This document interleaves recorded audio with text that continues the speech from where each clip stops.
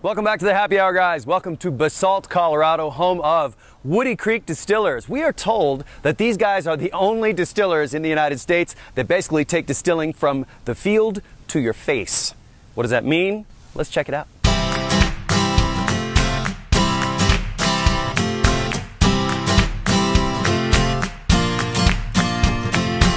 About Christmas time last year, it went from a situation of what do we do with all this alcohol to, oh my God, we don't have enough alcohol.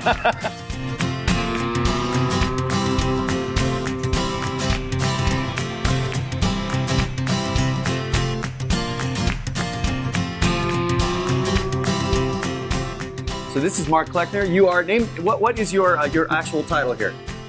Chief cook and bottle washer, pretty much. There's 3 partners here in the business, myself and Pat and Mary Scanlon. I pretty much handle the day-to-day operations here with our head distiller, Dave Matthews. Dave Matthews runs your still? Mary's involved very heavily in the design and the operation here at the front of the house. Absolutely beautiful. I mean, your facility is stunning. Mary did a lot of that. If I think if Pat and I had our hands in it, it would probably be more like a biker bar with peanuts on the floor. And what did you do before you came to this? I'm a local Colorado guy, Colorado School of Mines. I'm an engineer, and my partner Pat is also an electrical engineer from Syracuse. You guys involved in the defense industry at all? Yeah, we were doing a lot of like classified networks and I don't want to know. things for the Department of Defense. And from the time I left Colorado in '97 to move to Washington, D.C., I counted the days like to get back and wanted to get home. Yeah, and then Pat was on me about this from about 2007, saying, "Hey, Mark, this micro distilling is kind of where micro beers were in the '80s. Absolutely, we got to get on this." And so this is I guess the result of that partnership. We wanted to create the best potato vodka in the world. It became pretty clear pretty quickly that we needed the best equipment, number one, and now we need to get the best ingredients. What we found out is nobody was growing potatoes for vodka. We're going to grow them ourselves, up on our farm, and we're only going to harvest as much every day as we need. We really treat our vodka as a vintage product, almost, if you will, in that we're only making the vodka from when harvest starts in September until we run out of potatoes in late November, or it just gets too cold to farm up there. We make our year's vodka in basically 3 months, and then we switch over the other 9 months to our aged spirits. We've been putting whiskey down since day one. Especially our rye is, I think, going to be our first brown spirit. We'll probably be releasing that this fall. We've also got bourbon. We've got a lot of other straight whiskeys. It's going to be great times ahead. Come on, guys. We kind of took the go big or go home approach when we founded the place. We had to pop a hole in the roof to accommodate your stills? Accommodate the stills. This took about 6 months from the time we bought the property till we were producing our first batches. Wow, that is impressive. You must have worked your butts off. The best flavor you're going to get from a vodka comes from potato. It's just got the great taste. It's got the mouthfeel. Everyone would make potato vodka if it was as simple and straightforward as using grain, but it's not. Right. For us to do a batch of potato vodka, we need probably around 6 tons of potatoes.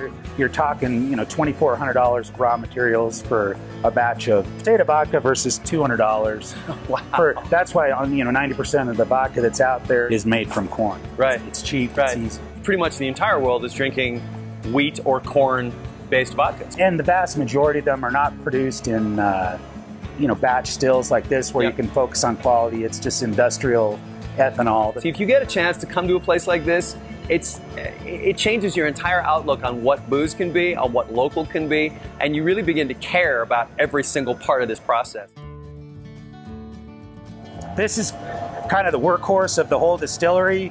It's basically a 6,000 liter, 1,500 gallon cook pot with an agitator in it. Yep. We use this stripping still here to pretty rapidly, in about 4 to 5 hours, strip all the raw alcohol out of the mash. Once you run your mash through the stripping still here, your output is called low wine. Go ahead and taste that. Raw spirit. So there's 2 ways you can go with this.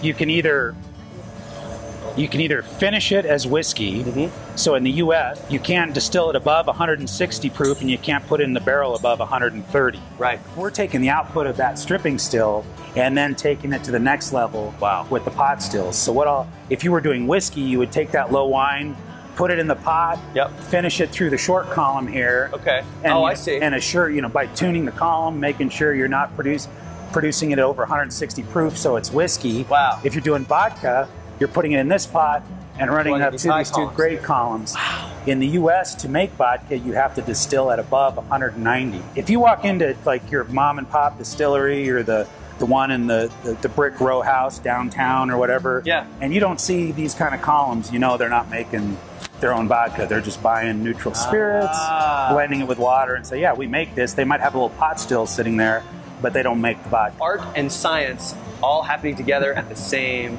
time. Right. Where do you source your barrels from? There's only a handful of cooperages left here in the country that'll actually sell to the little guy. These come from Independent Stave out of Missouri. I'm very thankful I have a long-term contract for these barrels, because if you look at like whiskey demand globally, it's just skyrocketing. The chain from we need to make a barrel to we need to make some whiskey to we need to age some whiskey to making decent whiskey is 5, 7, 9 years or more. So we're taking our used barrels for the whiskey and we're doing a single malt as well. And it'll probably be ready in a couple, 3, 4 more years. That should be phenomenal. Okay.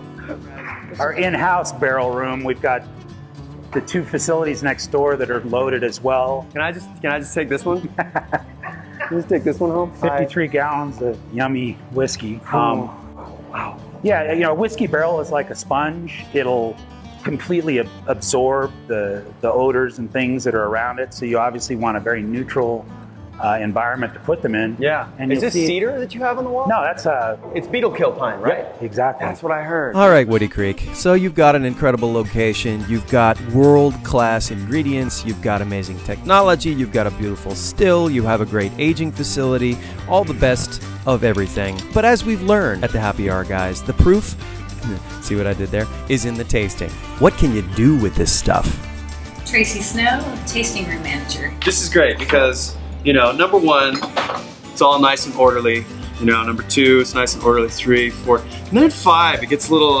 All right, tasting notes and taste buds at the ready. Here we go. Signature vodka. It's terrific. Just on its own. Old world style vodka. 4-grain whiskey. Our first whiskey, we started messing around with producing at a larger scale. Oh my God. Like, for you as a mixologist, this must be so fun because there's so much potential here. And the rye, this is the barrel 535. The 535 is what you call a honey barrel. So it's just a particularly well-developed barrel. 100% rye. Most ryes in the market are 51 to 60% and bulked out with either barley or corn. Just because rye is a fairly expensive grain. It's just really intriguing to me that a single grain can put out so much complexity. Honey barrel is an understatement. Stobrawa. So this is the Reserve Vodka. Same process, but different potato. Stobrawa potato is originally from Poland. And we're actually the first to grow it in North or South America. Wow. That's almost creamy. I never thought I would say that about a vodka. It has a mouthfeel to it that I don't normally associate with vodka. Okay, fine. But how do they do in cocktails? Oh, by the way, do you ever wonder what it looks like when you put a GoPro on the head of your bartender? Haha! Wait no longer. Garnish. And serve. Cheers, guys. What just happened in my mouth? No. Mexican Christmas. Mexican Christmas. What we've just found out, which I think is amazing, is that this is more of a family business than we realized. Friends and family. Friends and family. So you and this one have a bit of a relationship. What is that? My son. It's your son. And I've said it before 100,000 times. I'll say it 100,000 times more.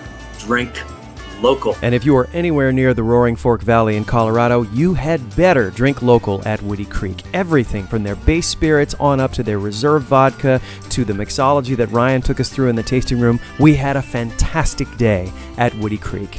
And I think I had one of the happiest crews in all of television. Thank you so much for having us. Oh, it's a real pleasure. Thanks for your interest. We appreciate it, and it's things like that you do that get the word out. These brands, you can't just build by a bunch of BS on billboards. They're doing some amazing stuff here, and there's only more coming down the pipeline. So a special place, a special part of the country, and we're drinking local like we always do. Come to Colorado and check it out. See you guys next time. Cheers. I think you guys exemplify, like, on the media side, what we're doing on the alcohol side. I agree with that, and Grassroots. thank you. That's a high compliment, given what we're seeing right here. So thanks so much for joining us here in the Happy Hour, guys. We're in Basalt, Colorado. We might not leave, but that's a good thing.